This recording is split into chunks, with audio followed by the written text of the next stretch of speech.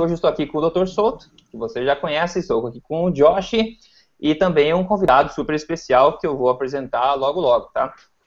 Assim, o emagrecerdeves.com está crescendo bastante, tá? Que eu acho que as fronteiras nacionais já não são mais suficientes para segurar o conhecimento, tá? Então, você vai entender logo o porquê disso que eu estou dizendo. Então, os benefícios de uma alimentação correta, de uma alimentação saudável, como a gente fala no site, tá? E nesse videocast, podcast, eles vão muito além do imaginado pela maioria das pessoas. E os resultados são realmente impressionantes e muito notórios e duradouros, que também é importante, tá? Então, por isso, nós temos que gritar realmente o mais alto possível para que essas informações possam chegar à maior quantidade de pessoas possível, tá? E por isso, aqui no Emagrecer de Vez também, a gente está nos esforçando o máximo possível para trazer sempre o melhor, mais atual e mais verdadeiro conhecimento do mundo sobre nutrição e saúde. Então, hoje, tá, é um dia muito importante aqui para o Emagrecer de Vez, para o nosso videocast podcast, porque eu trouxe para conversar com a gente o Dr. Andreas Enfeldt, que é um médico famoso na Suécia, tá? E é bastante conhecido também mundo afora. Tá? Ele participa das principais convenções internacionais sobre obesidade e saúde, e também já entrevistou várias pessoas famosas da área, inclusive tá, o Gary Taubes também, que é autor do livro Why We Get Fat, do Good Calories, Bad Calories. Enfim, é uma pessoa realmente que eu admiro muito e venho seguindo o trabalho dele há muito tempo. E ele, muito gentilmente, concordou a participar aqui no nosso videocast, tá? Só que assim, nós vamos hoje quebrar aqui vários mitos e discutir também formas de facilitar a vida de quem quer viver nesses modos de uma alimentação verdadeiramente correta, tá? E assim como o Dr. Andreas prega, assim como o Dr. Souto prega, e a gente prega aqui também no Emagrecer de Vez, ok? Agora é o seguinte, o Dr. Andreas, como ele é sueco, né, ele não fala português, infelizmente, mas não se preocupe que a gente vai colocar aqui legendas para que você possa seguir sem problema nenhum a nossa conversa. Agora, se você fala inglês, então não tem problema nenhum, você pode seguir tranquilamente, ok? Então agora vamos mudar para inglês para que todo mundo comece, então, a discutir os assuntos de hoje que são bastante interessantes, ok? Então, ok. Now switching to English, finally, Dr. Andreas, now you can follow with us. Well, what we recommend and always discuss here on the website is the incredible benefits of an intelligent, low-carb, lifelong diet for everyone that really wants to lose weight effectively and live better. But as we know, the modern so-called gurus and a lot of doctors and media and governments, of course, they're still spreading misconceptions and dangerous information as healthy guidelines. So therefore, I want to focus our conversation on myth destruction today here. We're going to put down a lot of myths. I think it's very important, the big ones mainly, okay?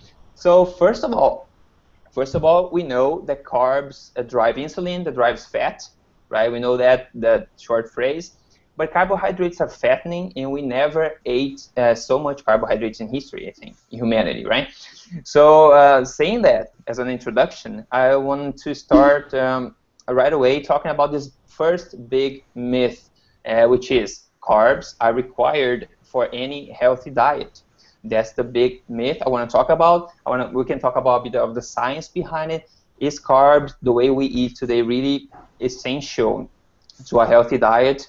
So I want to open discussions about it. I think you can talk a lot about it, but let's see what comes out. First of all, Dr. Andreas, welcome, and thank you very much for participating here. Thank you so much. I'm glad to be here. Yes, I want to know, well, now it's an open discussion, really. It's very informal, as we always do here. So the topic right now is the carbs are required for a healthy diet. I want to know your thoughts about this, or what you know about science about.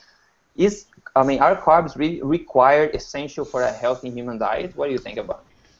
I would say no. I mean, carbs are optional. There's no essential carbohydrates. We can live fine without carbs, and if we no carbs, then our bodies are gonna use fat for energy, and maybe we need like 20 grams a day or something of carbohydrates, glucose, and the body can produce that from fat and protein. So we don't need carbs. It's an optional fuel. Because the main argument, I think, a lot of nutritionists, they say that it is required because of the fact that the brain needs some glucose to work, right? So based on that fact, they imagine that we need to eat carbs so the brain can work. So what do you think about that? Yeah, say it's a misconception. It's wrong. It's based on the fact that if you eat a lot of carbs, then the brain will burn glucose for fuel. It's going to burn like 120 grams a day or something.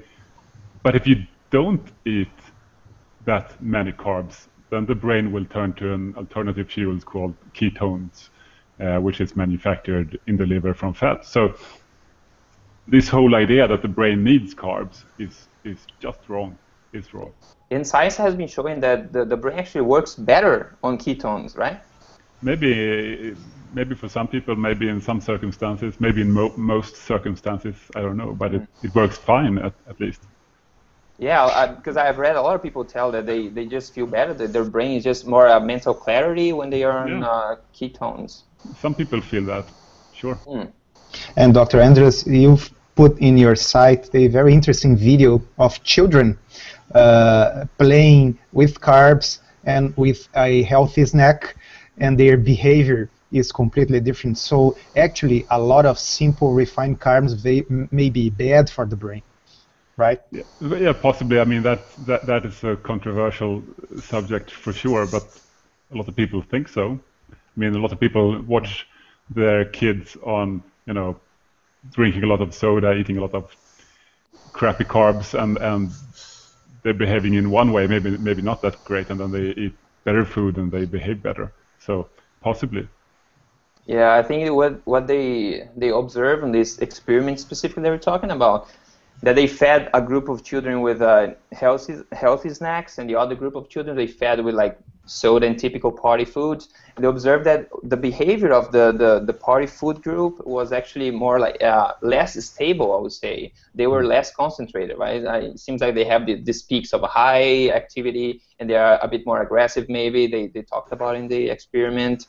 So I see this going up and down as a behavior that's usually common when you eat like this fast carbs, for example. What do you think about that? I think the reason this is controversial is because in the 80s and 90s they did several experiments giving children sugar to see if they got hyperactive, and they didn't really.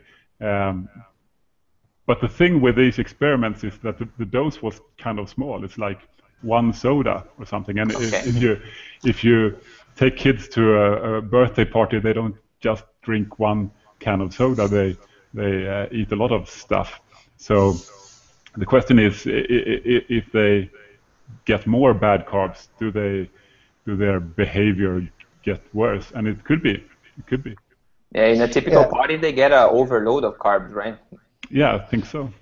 The influence on their behavior may be controversial, but the influence on their health and their body fat status, I think, is uncontroversial, right? It should be, yeah, it should be.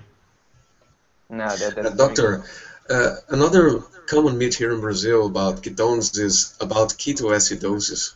Can you tell us a little bit about that? It's also a common myth that if you eat very low amount of carbs, your body is going to become acidic, and your pH is going to drop, and you're going to end up in the emergency room, based on this idea that you could end up in ketoacidosis, which is basically something completely different. It's connected to type 1 diabetes and a very, very severe lack of insulin. And you don't get that on a low-carb diet. You get something else called ketosis, which is a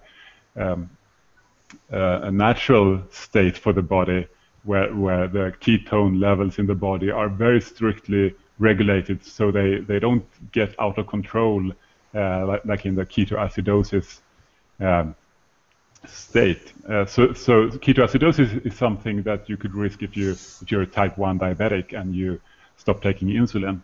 But it's not something you get on a low-carb diet. That is called ketosis. It's something else. It's just a natural state. Yeah, very good to put it in very clear words.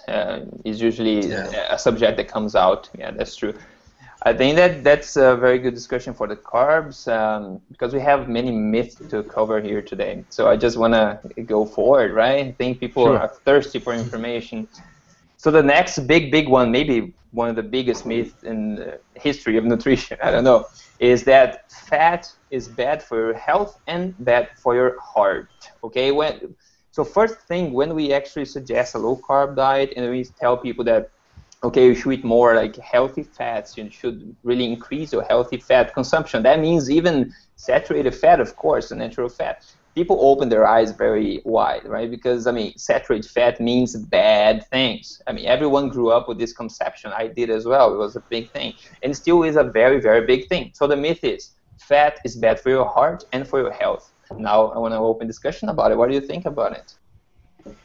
I think it's fine. Fat is fine. Natural fat is fine. Saturated fat is fine.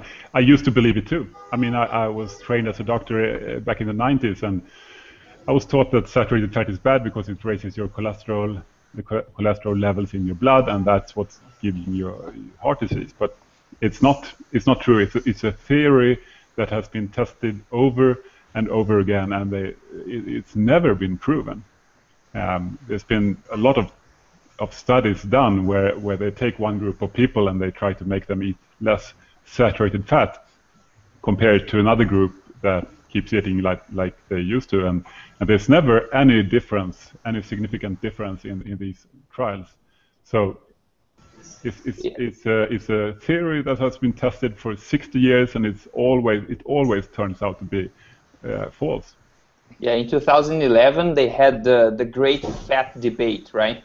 And they concluded, I want to quote here, because I translated to Portuguese, I want to translate back to English. They say, even though this paradigm that says that saturated fat causes heart disease have been spread so much during the last decades, the modern nutrition has shown no evidence to support this paradigm. And they say, in regards to the heart problems, there's no, the evidence actually suggests the opposite. They suggest a protective effect of saturated fat instead of what is actually told to people. So this was said in 2011 as a conclusion of the Great Fat Debate, and I call it something that could be a conclusion, a scientific conclusion after like decades of studies about it, right?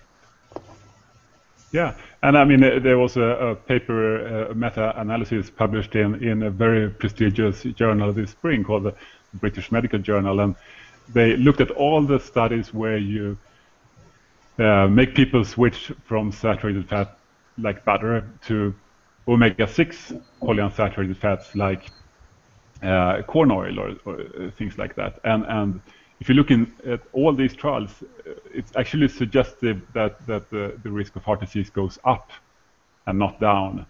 So meaning if you stop eating butter and eggs and you start eating a lot of plant oils like corn oil and safflower oil, you're actually going to increase your risk of heart disease, according to the best science there is. It is appalling for me because, you know, a lot of nutritional studies, they are very bad in terms of design. They are retrospective, they are just correlational, but the one area that has been tested with the highest level of evidence is saturated fat, and it's definitely been proven that it's at the worst it is a neutral fat. It may not be great, but it's not bad for you. So